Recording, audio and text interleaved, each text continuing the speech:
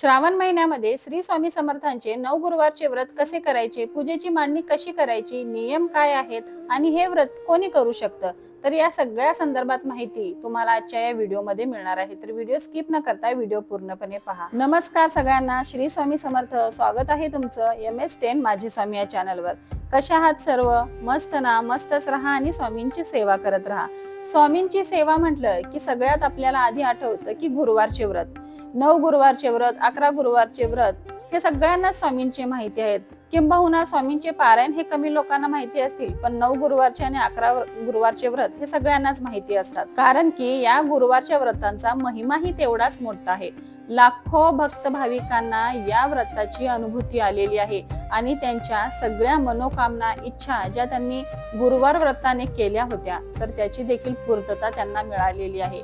कुणाच्या इच्छा तर पहिल्या दुसऱ्याच गुरुवारी पूर्ण झालेल्या आहेत. ज्यांच्या जीवनामध्ये जे काही त्यांना अशक्य वाटत होतं ते शक्य करून दाखवलं या गुरुवारच्या व्रताने, स्वामी समर्थांच्या कृपा आशीर्वादाने.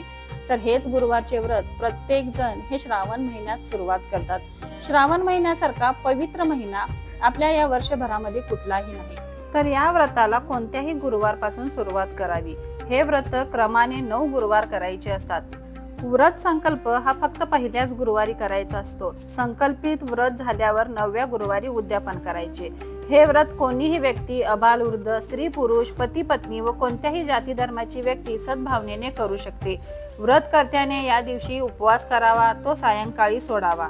त्यामध्ये तुम्ही फलाहार, चहा, कॉफी, ज्यूस वगैरे घेऊ शकता. स्त्रियांच्या बाबतीत व्रताचरण करताना मासिक अडचण जर तुम्हाला आली तर फक्त उपवास करायचा, पूजा मांडणी वगैरे करायची नाही आणि तो गुरुवार गृहीत धरायचा नाही. जेवढे गुरुवार तुम्हाला आड येतील तेवढे गुरुवार अधिक करून 9 ही संख्या पूर्ण करायची. जर तुम्हाला अडचण आली मासिक पाळीची तर तो गुरुवार उपवास करायचा, पण पूजेची मांडणी वगैरे करायची नाही. दिवसभर श्री स्वामी समर्थ या मंत्राचा जप करायचा आहे तुम्हाला. आणि असे गुरुवार उपवास जरी केले तर या 9 गुरुवारच्या क्रमामध्ये हे गुरुवार धरायचे नाहीत. दुसऱ्या आठवड्यामध्ये जो गुरुवार उपवास तुम्ही करणार आहात तर तो गुरुवार परत त्या 9 गुरुवारच्या मध्ये ऍड करायचा आहे तुम्हाला. प्रवासाचा प्रसंग आला तरी उपवास सोडू नये. अशा वेळी दिवसभर श्री स्वामी समर्थ या मंत्राचा जप करावा, पण तो गुरुवार गृहीत धरू नये.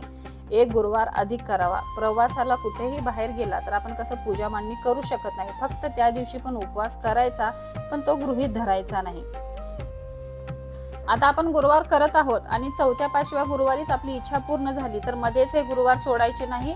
9 गुरुवार पूर्ण करायचे आणि 9व्या गुरुवारी आपल्याला याचं उद्यापन करायचं आहे. आता आपल्या घरावर सुतक, सोयरे किंवा बाळंतपण हे जर आलं तर जेवढे महिने आपण म्हणजे 1.25 महिना किंवा 3 महिने एवढ्या दिवस आपल्या घरामध्ये सेवा आपण करत नाही, तर तेवढे दिवस आपण गुरुवार थांबायचं आहे आणि नंतर आपण परत गुरुवारला सुरुवात करायची आहे. परत गुरुवारला सुरुवात करत असताना ज्या गुरुवारपासून तुम्ही थांबला होता, म्हणजे दुसऱ्या गुरुवारी जर तुम्ही थांबला असेल तर 3ऱ्या गुरुवारला तुम्हाला सुरुवात करायची आहे. पहिल्यापासून सुरुवात करायची नाही. जिथून थांबला होता तिथून तुम्हाला सुरुवात करायची आहे. आता व्रताच्या दिवशी तुम्हाला काय करायचं आहे? सकाळी लवकर उठायचं आहे. सर्वात आधी स्वामींचं दर्शन घ्यायचं आहे. स्वामी समर्थांच्या मंत्राचा जप करायचा आहे. आंघोळ वगैरे करून घरातली स्वच्छता करून मग तुम्हाला गणपती देवता, कुलदेवता, ग्रामदेवता आणि आपले इष्ट देवता आणि आपल्या गुरुदेवांचे म्हणजे दत्तात्रयांचे स्मरण करून घरातील वडीलधाऱ्या मंडळींना नमस्कार करायचा आहे. आपल्या कुलदेवतेचा देखील आपल्याला आशीर्वाद घ्यायचा आहे. आता पूजेची मांडणी तुम्ही सकाळी किंवा संध्याकाळी कधीही करू शकता. जिथे तुम्ही पूजा मांडणार आहात तर ती जागा गोमूत्राने पुसून घ्यायची आहे. तुम्हाला स्वच्छ करायची आहे. घरामध्ये गोमूत्र शिंपडायचं आहे आणि एक चौरंग घ्यायचा आहे. चौरंगावरती तुम्हाला पिवळं किंवा केशरी कलरचं कापड अंथरून घ्यायचं आहे. पाटाखाली तुम्हाला एक रांगोळी काढायची आहे. त्यावरती हळदी कुंकू टाकून तुम्हाला एक कापड त्यावरती अंथरून घ्यायचं आहे. सर्वात आधी आपल्याला गणपती बाप्पांची स्थापना करायची आहे. तुमच्याकडे जर गणपती बाप्पांची मूर्ती असेल तर ती तुम्ही पूजेमध्ये ठेवा. जर नसेल तर तुम्ही सुपारी रूपी गणपती बाप्पांची स्थापना करायची आहे. सर्वात आधी थोडेसे तांदूळ, त्यावरती हळदी कुंकू आणि मग त्यावरती गणपती बाप्पांची स्थापना करायची आहे. गणपती बाप्पांना हळदी कुंकू, अक्षदा आणि फुले अर्पण करून गणपती बाप्पांची स्थापना करायची आहे. त्यांना गुळ खोबऱ्याचा नैवेद्य दाखवायचा आहे. चौरंगाच्या मध्यभागी गहू अथवा तांदूळ वर्तुळाकार पसरावे. त्यावरती कलश पाण्याने भरून ठेवावा. त्या पाण्यामध्ये सुपारी, पैसे, दुर्वा, बेल व तुळशीपत्र, फुले, उगळलेले चंदन हे घालावे. कलशाच्या तोंडावर 5 प्रकारच्या झाडांच्या डहाळ्या अथवा झाडांची प्रत्येकी 5-5 पाने, त्यामध्ये आंबा, जांभूळ, औदुंबर, पिंपळ, वड हे घालावी. 5 प्रकारच्या झाडांची पाने न मिळाल्यास आंबा, नागवेली किंवा बेल यापैकी कोणतीही पाने चालतील. फक्त वडाची जरी पाने तुम्ही वापरली तरी चालते. फक्त डहाळे ठेवून आपल्याला मंगल कलश भरायचा आहे. जसं की 9 गुरुवारच्या व्रताच्या या पोथीमध्ये जे नियम दिलेले आहेत, जशी पूजा मांडणी सांगितलेली आहे तशीच मी तुम्हाला सांगते आहे.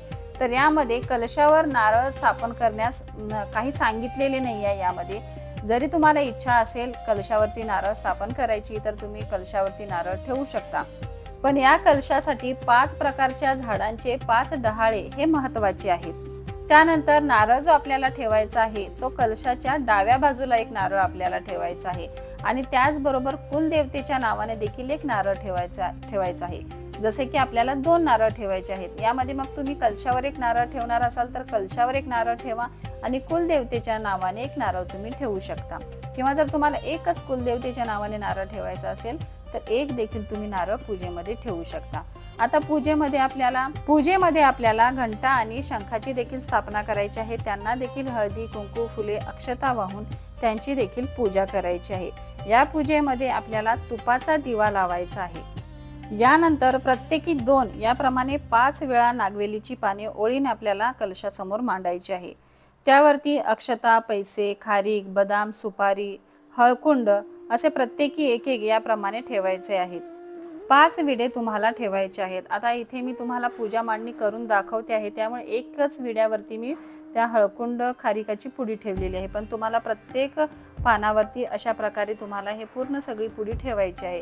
सुट्टे देखील हे मिळतात आणि अशा पुड्या देखील मिळतात, तर ते तुम्हाला ठेवायचं आहे.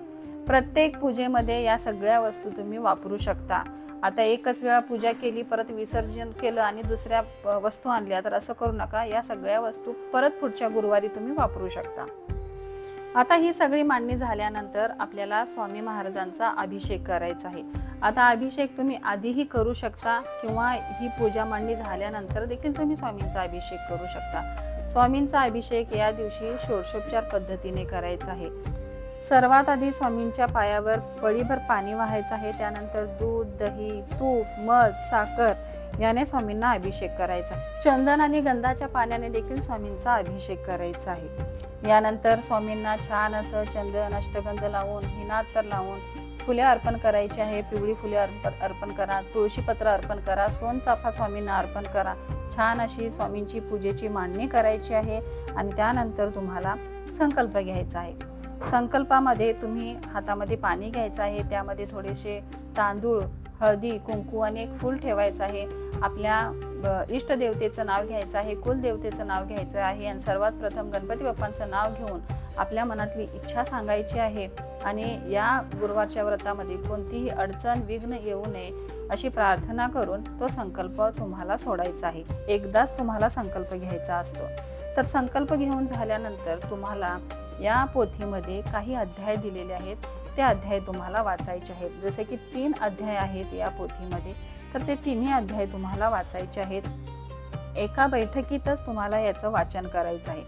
तसेच या पोथीमध्ये स्वामी समर्थांची अष्टोत्तर शतनामावली दिलेली आहे, तर ती देखील तुम्हाला वाचायची आहे. आता हे वाचत असताना स्वामींचे 108 नाव आहेत, तर 108 नाव तुम्ही म्हणून स्वामींना तुळशीपत्र अर्पण करू शकता किंवा एकच तुळशीपत्र हातामध्ये घेऊन 108 वेळा स्वामींचे नाव घेऊन ते तुळशीपत्र स्वामींना अर्पण करायचं आहे. तर अशा पद्धतीने ही नामावली देखील तुम्हाला म्हणायची आहे, जे की या पोथीमध्ये तुम्हाला सगळं काही दिलेलं आहे.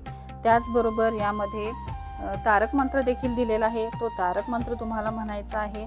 आणि 3 अध्याय आहेत, म्हणजे कथा आहेत या 3, त्या 3ही कथा तुम्हाला म्हणायच्या आहे. या 3ही कथा म्हणून झाल्यानंतर स्वामींची आरती करायची आहे. आता नैवेद्य स्वामींना कोणता दाखवायचा? पंचामृताचा स्वामींना नैवेद्य तुम्ही दाखवू शकता. त्याचबरोबर गूळ, खोबरं, कडबोळी, पुरणपोळी, पेढे, फळे, गव्हाचा रवा यातील कोणताही एक पदार्थ स्वामींना तुम्ही नैवेद्य रूपी ठेवू शकता. हे सगळं झाल्यानंतर स्वामींची आरती करायची आहे. नैवेद्य तुम्ही आरतीच्या अगोदरही दाखवू शकता किंवा नंतरही दाखवू शकता. आरती स्वामींची करा, सकाळी देखील आरती करा, संध्याकाळी देखील आरती करा. सकाळी जर तुम्हाला पूजेची स्वामींना तिथेच 3 वेळा स्वतःभोवती प्रदक्षिणा घालायच्या आहेत. त्याचबरोबर ओम नमो भगवते श्री स्वामी समर्थाय मंत्र पुष्पांजली समर्पयामी असं म्हणून हातातील पुष्प स्वामींना अर्पण करायचे आहे. क्षमा प्रार्थना स्वामींना म्हणायची आहे. स्वामींना नमस्कार करायचा आहे आणि केलेले जे अभिषेक आहे स्वामींचं तर ते तीर्थ आपल्या हातामध्ये घ्यायचं आहे आणि अकाल मृत्यूहरणम सर्व व्याधी विनाशनम श्री स्वामी समर्थ पादोदकम तीर्थ जठरे धर्म्याम्यहम असं म्हणून ते तीर्थ आपल्याला प्राशन करायचं आहे. आता ही पूजेची मांडणी आपल्याला दुसऱ्या दिवशी म्हणजे शुक्रवारी आपल्याला ही पूजेची मांडणी उचलायची आहे. दूध साखर नैवेद्य म्हणून ठेवायचं आहे, आरती करायची आहे, धूप ओवाळायचा आहे आणि आपल्याला नंतर ही पूजेची मांडणी उचलायची आहे. अशा प्रकारे 9 दिवस आपल्याला ही गुरुवार व्रताची सेवा करायची आहे, पूजा करायची आहे. व्रताचं उद्यापन हे आपल्याला 9 गुरुवार पूर्ण झाल्यानंतर पुढचा जो गुरुवार येणार आहे 10वा त्या गुरुवारी आपल्याला या व्रताचं उद्यापन करायचं आहे.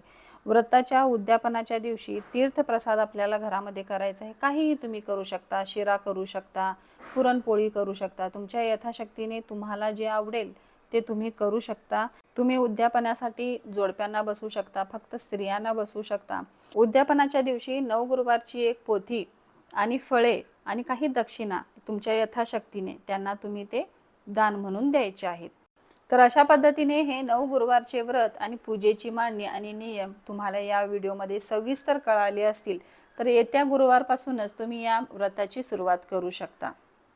तर कसा वाटला तुम्हाला आजचा व्हिडिओ, माहिती कशी वाटली नक्की कमेंट करा. व्हिडिओ आवडला असेल तर चॅनलला लाईक, शेअर आणि सबस्क्राईब करा. पुन्हा भेटूया नवीन एका व्हिडिओमध्ये. तोपर्यंत सर्वांना श्री स्वामी समर्थ.